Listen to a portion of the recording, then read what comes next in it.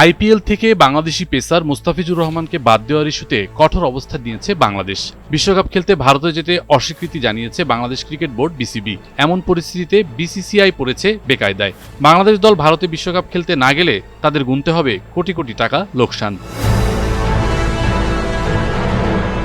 বাংলাদেশ দল তাদের ম্যাচগুলো শ্রীলঙ্কায় খেলতে চায়, তবে শেষ চেষ্টা করে দেখতে চায় ভারতও। মুস্তাফিজকে নিরাপত্তা দিতে না পারা দেশটি এখন গোটা বাংলাদেশ দলকে দিতে চাইছে রাষ্ট্রীয় পর্যায়ে নিরাপত্তা, যা সাধারণত সরকার প্রধানরা পেয়ে থাকেন। তবে তাতেও মন গলছে না বিসিবির। গণমাধ্যমের খবরে বলা হচ্ছে, আইসিসির সাথে বিশ্বকাপ ভেন্যু পরিবর্তন নিয়ে আজই হওয়ার কথা বিসিবির সভা। সেখানে আইসিসির মাধ্যমেই বাংলাদেশকে ভারতে রাষ্ট্রীয় পর্যায়ে নিরাপত্তা দেওয়ার আশ্বাস দিবে ভারত, এমনটি জানানো হয়েছে খবরগুলোতে। তবে বিসিবিও যে এমন প্রস্তাবে রাজি হবে না সেই নিশ্চয়তাও আছে।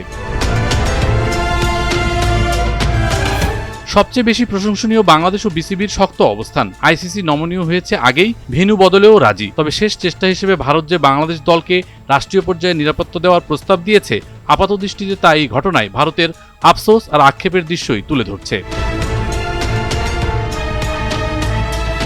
মুস্তাফিজুর রহমানের আইপিএল না খেলা এখন তাই আর শুধু কলকাতা নাইট রাইডার্স বা ইন্ডিয়ান প্রিমিয়ার লিগ আইপিএলেরই দুঃখ নয়।